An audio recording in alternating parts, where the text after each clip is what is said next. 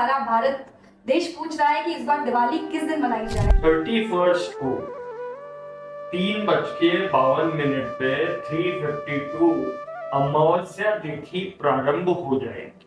अच्छा। और अमावस्या तिथि रहेगी 1 नवंबर के दिन शाम को 6:17 तक। अब 1 नवंबर को सनसेट जो है वो 5:45 PM का है। हाँ। शाम को 5:45 पे सूर्यास्त हो। शास्त्रों में यही उल्लेख है कि प्रदोष काल के समय ही लक्ष्मी का, महालक्ष्मी का पूजन करना चाहिए। 31 को 3:52 से प्रारंभ हो रही है। तो आप न देव पूजा कर पाएंगे न अभियंग स्नान कर पाएंगे, क्योंकि जैसे रूप 14 में 14 के बारे में कहा जाता है कि तेल में उस दिन लक्ष्मी का वास होता है और पानी में गंगा का वास होता है। इसलिए नरक चतुर्दशी पे, रूप चतुर्दशी पे श्रृंगार किया जाता, सिर ऑफर कर दिया। तब राजा वाली ने भगवान विष्णु से वरदान मांगा था या विश मांगी थी कि जो 3 दिन तक दीप जला के लक्ष्मी जी का आह्वान करेगा, पूजा करेगा, उसको जीवन में कभी भी पैसों की कमी नहीं आई। वो मिथुन राशि है, मिथुन राशि का मालिक बुध होता है, तो आपको हरे रंग की वस्तुओं का दान करना उचित रहेगा। गुरु अगर आपकी राशि का मालिक है, मान लीजिए मीन राशि है। आज की भागती दौड़ती ज़िंदगी में जहां हम सिर्फ साइंस और टेक्नोलॉजी पे ही भरोसा रखते हैं, वहां हमारे पास ऐसे कई क्वेश्चंस, कई सवाल होते हैं जिनके जवाब हमें वहां से भी नहीं मिल पाते। और ऐसे सवालों के जवाब कई बार हमें मिलते हैं एस्ट्रोलॉजर के पास। But astrology is a myth और साइंस। चलिए जानते हैं इन सभी सवालों के जवाब हमारे आज के गेस्ट पंडित मनीष शर्मा के साथ। Pandit Manish Sharma has done PhD in astrology, MBA in marketing, LLB honors, and he is also the proud member of Indian Astrology and Occult Science.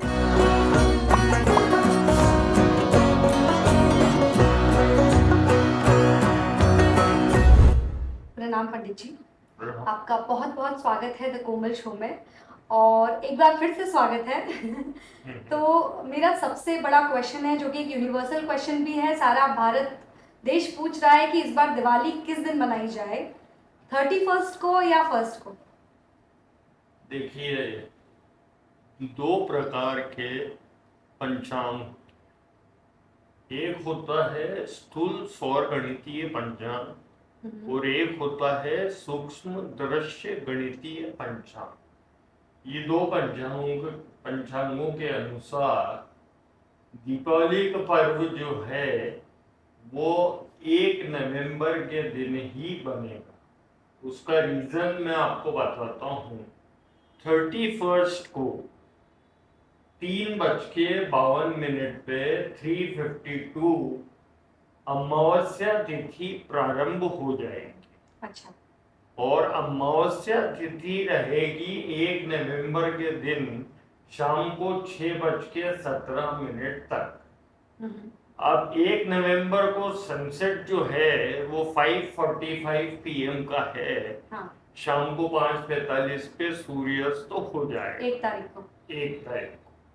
उसके बाद में जो समय है प्रदोष काल का, क्योंकि धर्म सिंधु एक बहुत बड़ी पुस्तक है जिससे मुहूर्त डिसाइड होते हैं। जब भी ऐसी कंफ्यूजन की स्थिति पैदा होती है, इससे पहले ये स्थिति पैदा हुई थी 1962 में। 1962 में? हाँ। ओके। तो उसमें क्लियरली उल्लेख है, निर्णय सिंधु भी एक बहुत बड़ी किताब है मुहूर्त डिसाइड करने की, धर्म सिंधु भी एक बहुत बड़ी पुस्तक है जिससे मुहूर्त डिसाइड होते हैं।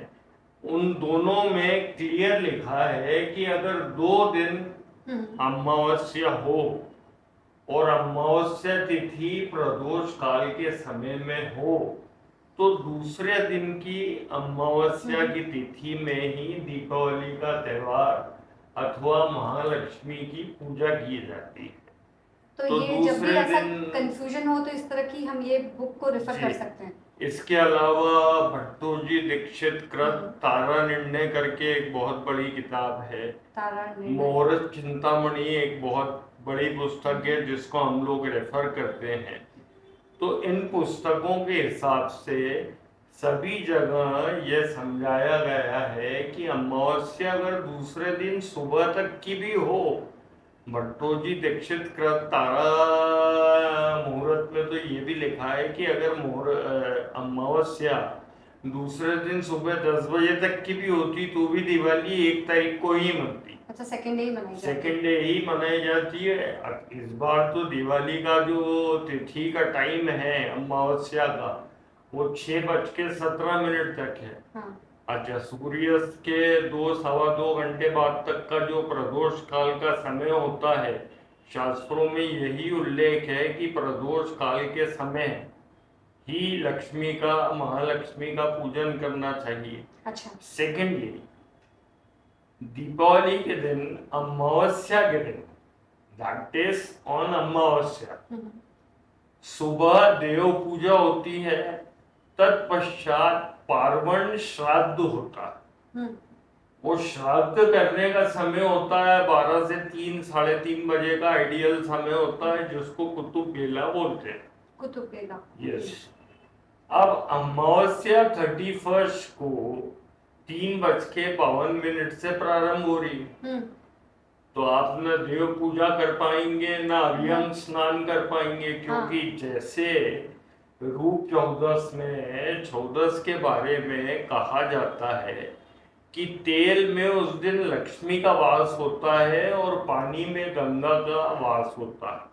इसलिए नरक चतुर्दशी पे, रूप चतुर्दशी पे श्रृंगार किया जाता है और तिल से स्नान किया जाता है। तिल का यूज किया जाता है, वो इसीलिए किया जाता है कि इन चीजों में सौभाग्य का वास होता है। तो उसके बाद अभ्यंग स्नान होता है पूर्णिमा के, सॉरी, अमावस्या के दिन। अब अमावस्या के दिन अगर, अब अमावस्या तिथि नहीं है 31 को, तो ना आप पार्वण श्राद्ध कर पाएंगे, ना आप अभ्यंग स्नान कर पाएंगे, ना आप देव पूजा कर पाएंगे। यही बहुत बड़ा कंफ्यूजन है। या तो this is basically it is what is, हिंदुओं के 90% त्योहार से ज्यादा त्योहार उदया तिथि में माने जाते हैं या मनाए जाते हैं। तो उदया तिथि जो है अमावस्या के दिन, फर्स्ट को अमावस्या ही है, तो उस दिन ही दीपावली का त्योहार बनेगा। और इसके लिए कोई पर्टिकुलर टाइम है पंडित जी, जो सबसे शुभ, जैसे हम कहते हैं शुभ मुहूर्त में करें, लाभ में करें, बिजनेसमैन एक अलग टाइम पे पूजा करते हैं, तो इसका कोई एक पर्टिकुलर टाइम आप बताएंगे? महालक्ष्मी पूजन का सर्वश्रेष्ठ समय प्रदोष काल होता है। प्रदोष काल में तत्पश्चात आप महालक्ष्मी की पूजा चौघड़िए के हिसाब से भी करते हैं। फिर आप सिंह स्थिर लग्न के हिसाब से रात को करते हैं, जो कि इस बार 1:02 से प्रारंभ है। रात के 31 की रात को ना, फर्स्ट की रात 2 बजे 1:02 से सिंह लग्न स्टार्ट है, तब वहां पे पूजा करते हैं कुछ लोग। कुछ लोग दिन के चौघड़िए में पूजा करते हैं, जो व्यापारी होते हैं।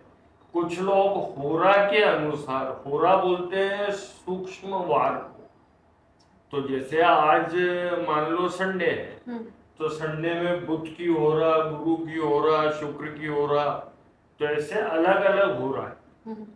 तो होरा में भी पूजा की जाती है। तो महालक्ष्मी पूजन का समय प्रातः सुबह से प्रारंभ होके शाम तक रहता है, रात तक रहता है।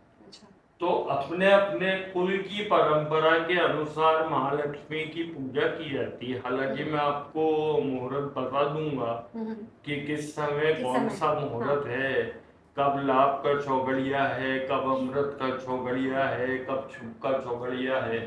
क्योंकि सुबह जो पूजा होती है वो चौघड़िए में होती है, शाम को जो पूजा होती है प्रदोष काल के समय होती है, एक निश्चित काल जिसको मध्य रात्रि का समय बोलते हैं, उस समय होती है। और एक सिंह स्थिर लग्न में होती है, एक वृषभ स्थिर लग्न में होती है, जो शाम को ही है इस बार। तो अलग अलग समय पे अपने अपने कोई की परंपरा के अनुसार अलग अलग तरह से लोग पूजा करते हैं, हवन करते हैं, महालक्ष्मी को प्रसन्न करने का प्रयास करते हैं। थैंक यू पंडित जी। मुझे इसमें ये भी जानना था कि जैसे हम धनतेरस की पे भी पूजा करते हैं और हम अमावस्या पे भी पूजा करते जी। हैं, तो इन दोनों पूजाओं का क्या महत्व है और दोनों में अंतर क्या है? मतलब ये तो पता है धनतेरस पे धन की लिए पूजा की जाती है, जी। तो धनतेरस की पूजा जो होती है वो ऑल टुगेदर अलग होती हाँ। है। धनतेरस की पूजा में आप उस दिन कुछ बर्तन खरीदने का विशेष महत्व होता है। ओके, बर्तन। बर्तन खरीदने। दूसरा बड़ा इम्पोर्टेंट होता है साफ सफाई के लिए झाड़ू को खरीदना। हाँ।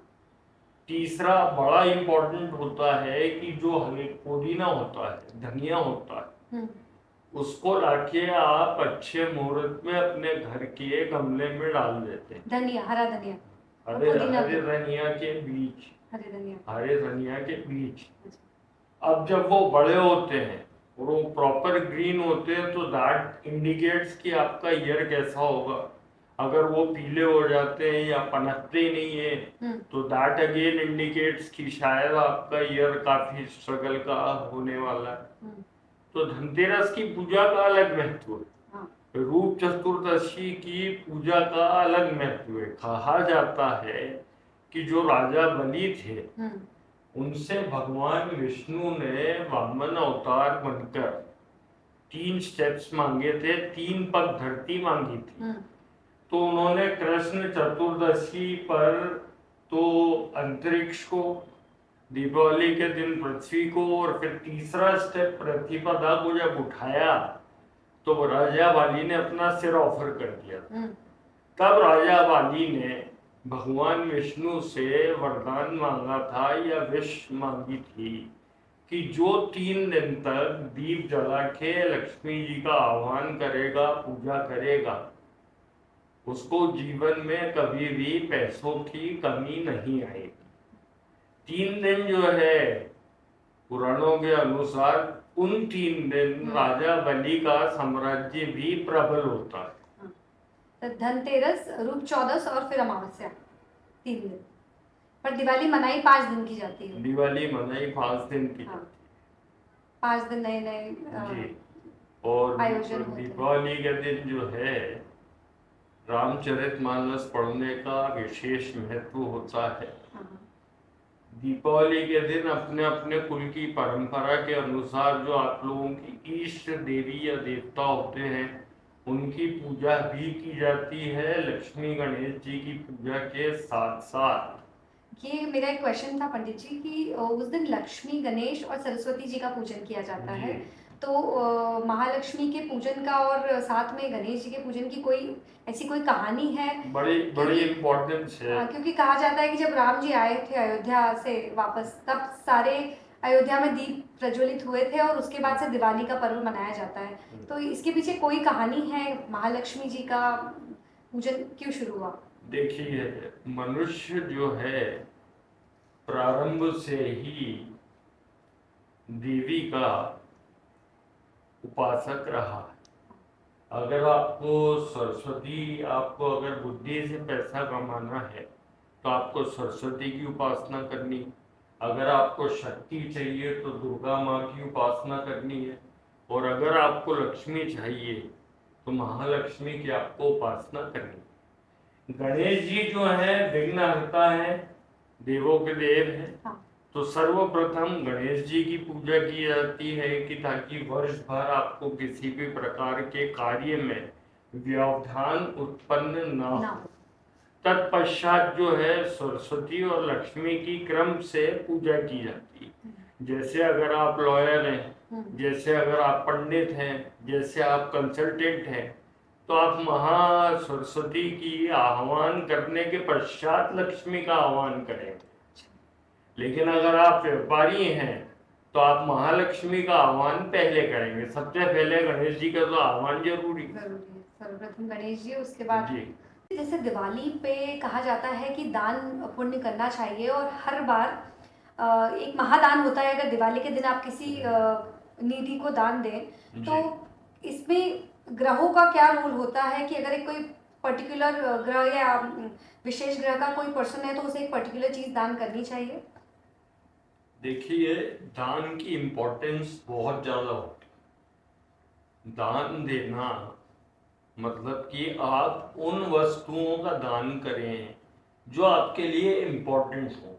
हाँ। कई बार लोग उन वस्तुओं का दान करते जो हैं कि जो यूज में उनके नहीं लिए आती। यूज में नहीं आती। दूसरी बात, ये हर प्रकार की भ्रांति दिमाग से निकाल दीजिए कि अगर आपका शुक्र अच्छा है तो आपको सफेद वस्तु का दान नहीं करना है, या आपका बुध अच्छा है तो आपको हरे वस्तुओं का दान नहीं करना है। आपको जिस दिन दान करना है उस दिन आप किसी भी वस्तु का दान कर सकते हैं। दीपावली के दिन दिया गया दान अक्षय होता है, इसलिए जैसे अगर आपकी मेष राशि है तो मेष राशि का मालिक मंगल होता है।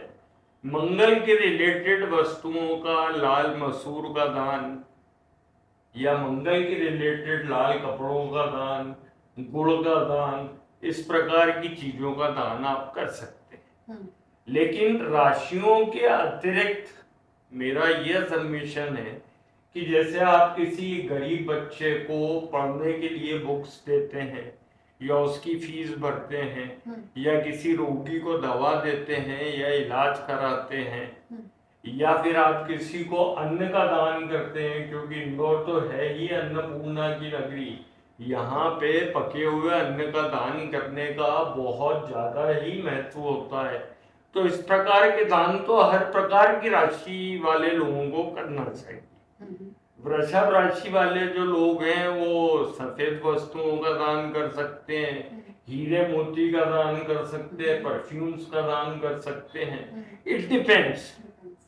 इम्पोर्टेंट बात ये नहीं है कि आपको दान करना है, इम्पोर्टेंट बात यह है कि आप जितना आसानी से अफोर्ड कर सकते हैं, श्रद्धा पूर्वक और योग्य आदमी को आपको दान करना। तो वैसे ही अगर आपकी जो राशि है वो मिथुन राशि है, मिथुन राशि का मालिक बुध होता है, तो आपको हरे रंग की वस्तुओं का दान करना उचित रहेगा।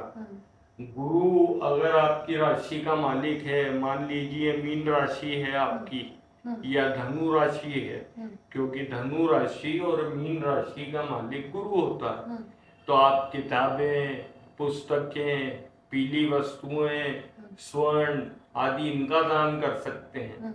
अगर आपकी मकर और कुंभ राशि है जिसका मालिक शनि होता है, तो आप शनि के रिलेटेड लोहे की चीजें आप दान कर सकते हैं, आप खाने की वस्तुएं दान कर सकते हैं, आप कंबल या काले कपड़े दान कर सकते हैं। तो इस प्रकार से अलग अलग, आप जैसे वृश्चिक राशि का मालिक भी मंगल होता है, तो मंगल के रिलेटेड वस्तुएं अगर आप दान करेंगे तो आपको लाभ होगा। मिथुन राशि का और कन्या राशि का मालिक बुध होता है, तो हरी वस्तुओं का दान आपके लिए जो है काफी अच्छा रहेगा। कर्क राशि जो होती है उसका मालिक जो है चंद्रमा है, उसी प्रकार से सिंह राशि का मालिक सूर्य है, तो अगर आपकी कर्क राशि है तो आप चंद्रमा के रिलेटेड चीजें दान करें। चंद्रमा के रिलेटेड जो चीजें होती है, सफेद होती है, अनाज होता है, कपड़े होते हैं, वैसे ही सूर्य के रिलेटेड जो चीजें होती है, वाहन होते हैं, फिर उसके अलावा और भी अन्य चीजें होती है, लाल वस्तु होती है, गुड़ होता है, लाल कपड़ा होता है, माणिक होता है, रूबी जिसको बोलते हैं, आप रूबी दान कर सकते हैं। तो ये डिपेंड करता है कि आप फाइनेंशियली कहाँ पे हैं। इम्पोर्टेंट चीज ये है, जैसे धनतेरस पे बोला जाता है कि आपको सोने का बर्तन खरीदना, सोने का बर्तन मैं अफोर्ड नहीं कर सकता हूँ, है ना, तो हो सकता है कि मैं पीतल का बर्तन खरीद लूं, और पीतल का बर्तन भी अफोर्ड नहीं कर सकता हूँ तो मैं एक झाड़ू खरीद लूंगा तो ही मुझे पुण्य लगेगा। सनातन धर्म में स्पेसिफिकली ये कहीं पे भी नहीं लिखा है कि आपको इतना मूल्यवान दान करना, लेकिन जो भी करना है श्रद्धा पूर्वक करना, सो दैट कि उसका आपको इंटेंशंस मैटर करते हैं। आप अगर कर रहे हैं तो फुल इंटेंशन से, पूरी श्रद्धा के साथ जो भी दान करेंगे वो उसका पुण्य मिलेगा। एब्सोल्युटली। अब जैसे दीपावली के दिन अयोध्या कांड का पाठ करने से मनुष्य के जीवन में दरिद्रता दूर होती है। अयोध्या कांड। जो स्टूडेंट एग्जाम में जाते समय डरते हैं, नर्वस हो जाते हैं, एंशियस हो जाते हैं, एंग्जाइटी की प्रॉब्लम होती है, उन लोगों को दीपावली की रात को सुंदरकांड करने का बड़ा महत्व है। दीपावली की रात जिन लोगों के बहुत ज्यादा आपस में व्यू डिफरेंसेस रहते हैं हस्बैंड वाइफ के, उन लोगों को किष्किंधा कांड पढ़ने का बड़ा महत्व होता है। तो रामचरितमानस के या रामायण के अलग अलग काल, अलग अलग कांड, उनको पढ़ने का विधि पूर्वक एक बड़ा विशेष महत्व होता है। तो रामचरितमानस के अंदर ये सारे आपको अध्याय मिल जाएंगे रिलेटेड टू दिस। और पंडित जी एक मेरा क्वेश्चन है, जैसे हम चाहते हैं कि बच्चे भी हमारे साथ पूजा में इन्वॉल्व हो, स्पेशली जब ये दिवाली पूजा या बड़ी पूजा होती है, और वो लोग भी जो बहुत बिजी रहते हैं या मोस्टली पूजा नहीं करते, तो कोई ऐसा विशेष मंत्र जो इजी भी हो और उस विशेष मंत्र को करने से हम भगवान को एक अच्छी तरीके से उनको पूजन कर सकते हैं उस दिन, और वो हमारी पूजा सार्थक हो सके, ऐसा कोई मंत्र या कोई पूजा? आप अगर कुछ भी ना करना, हाँ, आप दिवाली की पूजा पे अगर कुछ भी ना कर पाए तो प्रदोष के समय, शाम के समय आप केवल महालक्ष्मी की आरती अगर विधान पूर्वक कर लेंगे दीपक जला के, तो ही महालक्ष्मी प्रसन्न हो सकती है। अब आज के युग में कई लोग सिंगल फैमिलीज, न्यूक्लियर फैमिलीज, कई स्टूडेंट्स हैं वो आर लिविंग अब्रॉड, यहाँ नहीं है, और वो चाहते हैं उस दिन कुछ स्पेशल पूजा करना, तो मुझे लगता है कि तो उस दिन लक्ष्मी जी की आरती कर लें, आसानी से यूट्यूब पे आपको मिल भी जाएगी और उससे आपको लाभ भी हो। तो पंडित जी आपका बहुत बहुत धन्यवाद। आपके साथ ये पॉडकास्ट मुझे लगता है बहुत लोगों के लिए बहुत ही लाभदायक साबित होगा, बिकॉज हम सबका ये क्वेश्चन था और इसी के लिए मैंने आपको एक बार फिर से डिस्टर्ब किया। Thank you so much. Thank you so much. और दिवाली की सभी सुनने देखने वालों को राम राम। दीपावली की बहुत बहुत शुभकामनाएं। Thank you.